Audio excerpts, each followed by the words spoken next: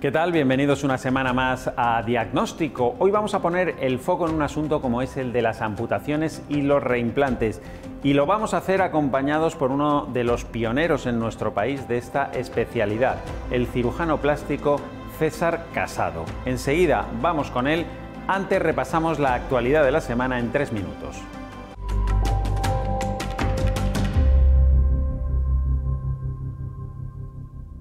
Crece el bruxismo en España, un trastorno que consiste en apretar o rechinar los dientes tanto si se está despierto como dormido y que provoca desgaste dental, dolor de cuello, de cabeza o incluso de oído. La causa principal entre los más jóvenes actualmente es el estrés. Así lo revela un estudio de Sanitas Dental, que también muestra que las personas diagnosticadas con bruxismo han crecido un 1% en lo que llevamos de 2023. Su solución tiene múltiples disciplinas, desde la rehabilitación y protección de la mordida por un odontólogo hasta la actuación de los fisioterapeutas para las contracturas musculares y también del psicólogo para tratar el estrés. Los alérgicos al polen se enfrentan a una primavera moderada en cuanto al polen de las gramíneas, según manifiesta la Sociedad Española de Alergología e Inmunología Clínica. Aunque aseguran que es difícil hacer una predicción de todos los polenes, insisten en que la primavera en el centro peninsular será variable. ¿Esto a qué se debe? A las borrascas de los últimos meses que han hecho que las cupresáceas, que suelen ser las primeras en aparecer antes de la primavera, hayan tenido un comportamiento diferente con respecto a 2022, tras las frías temperaturas de enero y febrero por las borrascas Gerard, Frien y Juliet.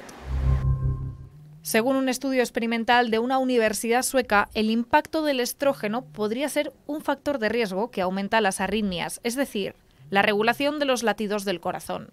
Los investigadores quisieron comprobar por qué las mujeres no solo se ven afectadas con más frecuencia que los hombres, sino también con mayor gravedad por ciertas enfermedades hereditarias que provocan un ritmo cardíaco anormal.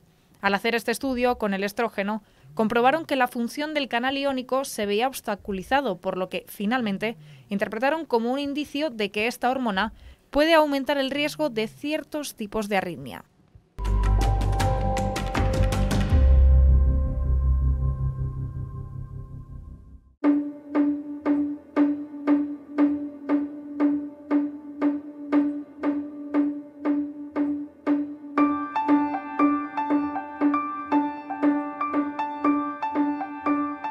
Nuestro invitado de hoy en Diagnóstico es pionero en reimplante de extremidades en España. El doctor Casado, presidente de la Sociedad Española de Cirugía Plástica y de la Comisión Nacional de Cirugía Plástica, es también el único cirujano plástico miembro de la Real Academia Nacional de Medicina, donde nos encontramos con él. El origen de los reimplantes de miembros amputados se remonta, según la tradición, a San Cosme y San Damián, mártires de la Iglesia y patronos de los cirujanos. Una leyenda medieval les atribuye el milagro de haber sanado a un religioso aquejado de una grave isquemia en una de sus piernas. Los santos se aparecieron al enfermo mientras dormía, provistos de medicinas y de los instrumentos necesarios para operarle. Tras extraer la pierna a una persona de otra raza que acababa de fallecer, se la injertaron con éxito, logrando su curación. Supongo que conoces perfectamente la historia de San Cosme y San Damián, ¿no? No es que la haya vivido, pero la conozco porque es el patrón de los cirujanos y aparte de eso, pues porque hay diversas teorías y son los primeros cirujanos que hacen un milagro y el milagro consiste en amputarle la pierna, digamos, necrosada y trasplantar una pierna a otro paciente. Que en el sueño él ve a los santos cómo le amputan la pierna y se la cambian por la de un etíope. Cuando escuchamos hablar de esta especialidad, cirugía plástica, pensamos normalmente en cirugía estética, no en amputaciones. Pero, ¿cuál es la relación entre la cirugía plástica y los reimplantes? Clásicamente, la cirugía de la mano estaba vinculada a los servicios potentes de cirugía plástica. Entonces, la formación de cirugía de la mano como superespecialidad o como monoespecialidad venía de mano de la cirugía plástica. El introducir las técnicas de microcirugía en el año 75-76 en España hace que el que podamos reparar estructuras vasculares nerviosas con técnicas más fidedignas, mejores, hace que el cirujano plástico sea el que se ocupa de solucionar el problema de los pacientes que se amputan. Entonces, la amputación pasa a los servicios de cirugía a la mano y es curioso, una patología que podía ser muy traumatológica pasa a ser del uso o del disfrute del cirujano plástico. Si hablamos de amputaciones de miembros inferiores menos frecuentes, el caso de Salvador es uno de los más sonados de los últimos años. Sucedió el 23 de junio de 2013 cuando roturaba un pequeño terreno familiar con una mula mecánica. La máquina falló y se volvió contra él atrapando entre las cuchillas su pierna derecha, que quedó destrozada y prácticamente amputada, colgando de un hilo. Sí, pero bueno, luego tuve la suerte esa de que podía haber sido peor. Podía haber sido peor, haber perdido la pierna, incluso haberme desangrado. La rápida intervención de los sanitarios y los bomberos, con traslado en helicóptero a La Paz incluido, fue decisiva para salvarle la vida. Esto ha sido un milagro, esto no es casi, ha sido un milagro. El poder tener la pierna y hacer una vida normal como la que hago. Pero lo que de verdad marcó la diferencia fue la decisión de los médicos de La Paz. Había que intentar salvar la pierna. Porque, claro, estos casos, lo más fácil hubiese sido llegar a decir, a cortar. Pero dijeron que para adelante y para adelante. Hoy, tras 3 intervenciones, mucho tesón y un año muy duro de rehabilitación, tuvo incluso que volver a aprender a andar, Salvador lleva una vida normal, trabaja y ya le ven, prácticamente no tiene secuelas. Claro, y en tu caso particular, que eres uno de los pioneros En mi caso particular empieza en el año 75, conozco a un chino que se llama San Li, él hice unos cursos de microcirugía con él, luego conozco a otro señor que se llama Nada Pechero, que también hacía cursos de microcirugía, y a partir de ahí empiezo a hacer microcirugía, pero en plan duro, experimental, y elaboro mi tesis doctoral. Y ya desde ahí, ya en el año 78, empezamos a aplicar las técnicas de microcirugía a las reconstrucciones faciales. Y luego ya a los reimplantes de dedos, reimplantes de manos. ¿Y recuerdas, supongo que sí, cómo fue el primer reimplante, ese primer caso? O sea, mi primer caso grave es un macro reimplante, año 80, me acuerdo hasta la fecha, porque además lo de 7 de octubre del 80, un hombre que trabaja en una serrería metálica que hacían componentes para cámaras frigoríficas y en un despiste pone en marcha la sierra y se cierra el brazo izquierdo a la altura del tercio medio distal del húmero.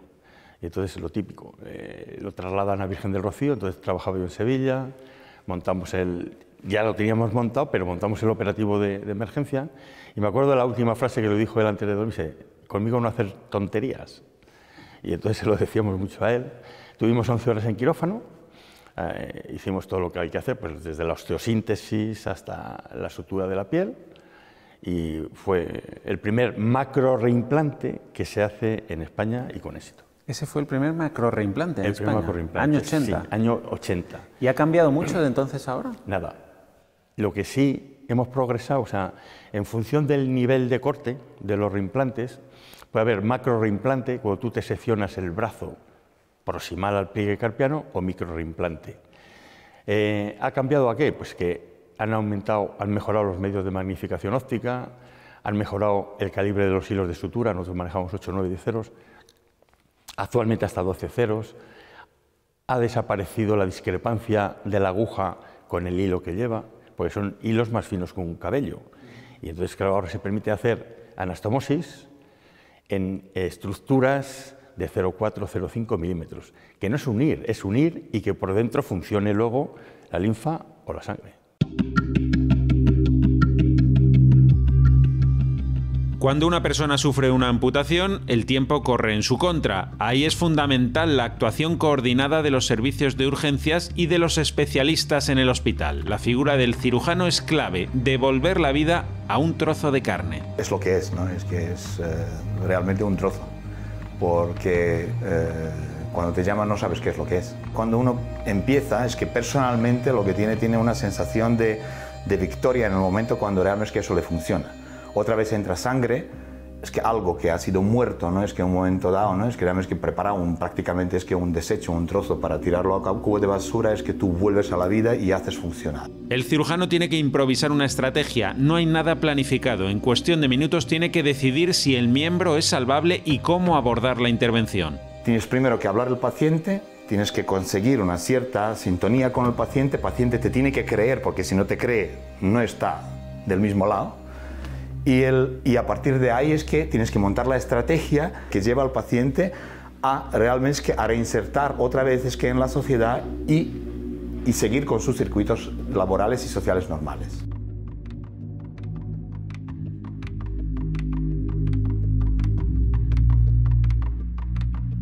Ahora hemos hablado desde el punto de vista del médico, ¿no? Pero poniéndonos en el lugar del paciente, ¿cuáles son las sensaciones que transmite un paciente al médico? ¿Qué es angustia?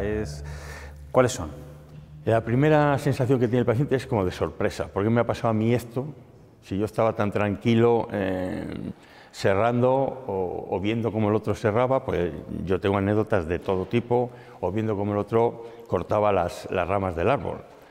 Luego entra en una fase como de ansiedad. Él quiere que le hagan lo mejor porque asocia el reimplante, la técnica quirúrgica, con el resultado. Dice, si yo me lo tomo aquí, esto ya va a funcionar siempre. Y eso no es así. Después del reimplante vienen cirugías secundarias y viene un posoperatorio bastante duro en la UBI, cirugías secundarias, etcétera, etcétera, etcétera. O sea que pasa de una fase de sorpresa, de ansiedad, ¿verdad? Luego, al final, hay pacientes que acaban como muy agotados, porque son pacientes que a veces los tenemos 8 horas en rehabilitación diaria. Entonces son pacientes que dicen, madre mía, es como una excursión que empieza en el momento cero, accidente, y que termina al año y medio o a los 2 años de tu accidente. Normalmente termina bien, ¿no? Eso sí. Cuanto más nivel intelectual tiene el paciente, y ahora me puedo acordar de varios, mejor termina, pero más resultados esperan ellos. Y profesiones menos sofisticadas, conductor, mineros, tal, esos mejor resultado. Curioso. Volviendo un poco atrás de la entrevista, cuando me decías que no ha variado mucho de los años 80 ahora, prácticamente nada, me decías, ¿hay camino por recorrer o es que ya se ha tocado techo? No, hay camino por recorrer. En los implantes el reto es el más difícil todavía. Se irá progresando indudablemente en los cortes más contusos, se irá progresando en los cortes tal, pero la abulsión es que no quedan bien. Anatómicamente queda bien, queda el brazo puesto, pero funcionalmente no vale para nada. Entonces, una mano que en el futuro te puede molestar es mejor no ponerla. ¿Por qué no queda bien? ¿Cuál es el problema? A ver, una cosa es el éxito anatómico y otra cosa es el éxito funcional. El éxito anatómico está sobre todo vinculado a la vascularización, o sea, una buena osteosíntesis del hueso, que se una bien, reparar todos los tendones, los músculos y las estructuras que hay ahí, y luego las arterias y las venas. Éxito anatómico. Éxito funcional está vinculado a la regeneración nerviosa, y la regeneración nerviosa todavía queda mucho que practicar, en el sentido de que nosotros lo hacemos bien, ponemos los nervios perfectamente afrontados, sus cilindroejes con sus cilindroejes, pero unas veces funcionan bien y otras veces la recuperación es peor. Y luego, cuanto más distal, más fácil es la recuperación, sensitiva o motora. Y cuanto más proximal, más difícil es la regeneración. Todo lo que sean estímulos en la regeneración nerviosa, que en el futuro va a haber, también contribuirá al éxito funcional de los reimplantes. Reimplantar miembros superiores es más frecuente, brazos, manos, dedos, falanges. El motivo es que son normalmente mucho más decisivos para que el paciente pueda hacer una vida normal. El doctor Piñal es una figura mundial en el implante de dedos del pie en la mano. Gente que tiene amputación normalmente del pulgar, pero también puede ser otros dedos o muchos dedos, entonces lo que hacemos es coger dedos de pie y sustituirlos. El dedo gordo, el pulgar queda muy bien porque se consigue, hay que reducirlo un poco, normalmente el dedo gordo es un poco más grande, pero se consigue una réplica perfecta y función también perfecta. En implante de tejidos propios no hay problema de rechazo. La dificultad es una dificultad técnica porque tienes que conectar, o sea, la clave de todo esto no es el hueso, o sea, tienes que conectar hueso, tendones, nervios, pero el problema está que cualquier tejido para que viva tiene que tener una arteria por donde le entre la sangre y una vena por donde le salga. Y eso pues son vasos pues, que estamos hablando de 1 milímetro de diámetro, 1 milímetro y un poco, o a veces menos, y entonces pues, eso los tienes que conectar con microscopio, pues dando puntos como si fueran puntos de soldadura, ¿no? con un nylon muy fino, mucho más fino que un pelo. Superado eso, solo es cuestión de tiempo. el tendón a la tercera semana ya está curado, el hueso parecido, y lo que más tarda es el nervio, en recuperar la sensibilidad, ¿sabes? O sea, porque el nervio avanza a 1 milímetro por día y eso es lo que avanza, ¿sabes? No puede avanzar más. Entonces, para tener sensibilidad en el dedo pulgar, por ejemplo, en el pulgar, pues se tarda 4 meses, para tenerla bien se tarda 1 año. El doctor Piñal lleva más de 500 implantes de dedos del pie a la mano, solo le han fallado 3. La técnica es hoy día totalmente segura y la recuperación funcional casi completa. ¿Hay alternativas reales, viables ahora mismo a un reimplante? Hay que separar clásicamente lo que es el miembro inferior de lo que es el miembro superior. El miembro inferior, las prótesis que actualmente disponemos, están muy bien logradas y puede ser una alternativa válida al reimplante de una extremidad inferior. Sin embargo, en la extremidad superior, la prótesis no está todavía bien concebida, aunque hablemos de prótesis biónicas, lo que tú quieras. No está bien logrado. ¿Por qué? Es mejor tener tu propia mano y tu propio brazo, tu propio antebrazo, que una prótesis, seguro. Además, el miembro superior concentra órganos de los sentidos, es el tacto, es el expresar sentimientos, cosa que una prótesis nunca lo podrá expresar. Y de hecho, en el cerebro, mientras la extremidad inferior ocupa una parte normal, el miembro superior, y en concreto la mano, y en concreto el pulgar, ocupan una parte muy importante del homúnculo cerebral.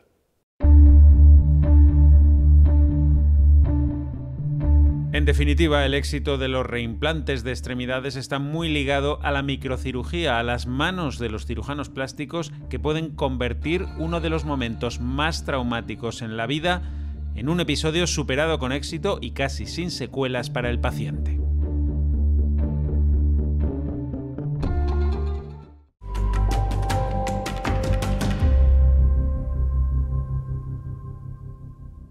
Seguimos en Diagnóstico profundizando en este asunto de las amputaciones y los reimplantes, y lo vamos a hacer ahora de la mano de una asociación especializada en tratar a estos pacientes. Cuando un paciente sufre una amputación es importante su seguimiento posterior por la repercusión social y laboral, y ahí es cuando interviene la asociación Andade. Sus voluntarios llevan años acercándose a los hospitales para que los pacientes puedan recurrir a ellos. Que no es la única persona en el mundo a la que le ha pasado eso, que hay vida después de una amputación, de que pues sí, hay que cambiar muchos aspectos, pero pues que se puede superar todo, y estamos un poquito, pues eso, para ir un poquito de la mano hasta que encaucen otra vez el camino a aprender a vivir con esa nueva situación. Es muy importante que asociaciones como Andade ya se introduzcan dentro de los hospitales y el paciente pueda recurrir a ellos, porque son muchas las dudas que les van a surgir posteriormente. Andade ofrece a este colectivo todo tipo de ayuda profesional sanitaria para que el paciente mejore su calidad de vida, desde psicólogos, rehabilitadores médicos, trabajadores sociales e incluso abogados. ¿Qué pasos tienen que seguir? Eso es lo primero de todo, porque yo luego el tema ya de las prótesis, de la recuperación, eso ya va a ir hilado después, y eso lo mejor son los médicos que les van a ir apoyando. Actividades cotidianas que desarrollaban antes de una manera normal, ahora no las van a poder desarrollar de la misma manera. Y es ahí pues cuando los rehabilitadores les enseñan a adaptarse a sus nuevas circunstancias, y cuando asociaciones como Andade les facilitan pues el conocer cómo pueden cambiar sus hábitos, cómo pueden localizar una determinada prótesis que les vaya a ayudar. La asociación lucha para que los centros sanitarios apuesten por un trabajo multidisciplinar, además de la necesidad de contar con un catálogo ortoprotésico a nivel nacional. Hay muchas diferencias según en qué comunidades autónomas estemos, ¿vale?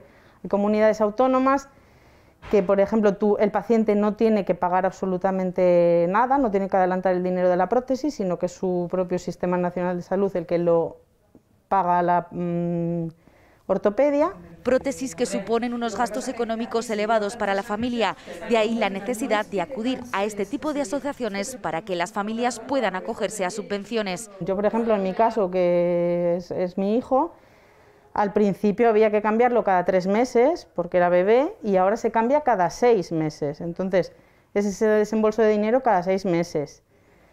Luego hay gente que tiene que adaptar su casa, es decir, pues hacer las puertas más anchas porque tienen que ir igual en silla de ruedas, o adaptar los coches. para los que tienen que conducir. La asociación no deja de poner en marcha seminarios, cursos y charlas de superación, además de participar en proyectos deportivos. Es primordial el normalizar, o sea, no hay que esconderlo, no es algo malo y hay que intentar retomar la vida lo más parecido posible a lo que lo estabas llevando antes. Recientemente ha lanzado un banco de prótesis gestionando material donado por ortopedias y particulares, material que también se entrega a personas amputadas necesitadas fuera de España.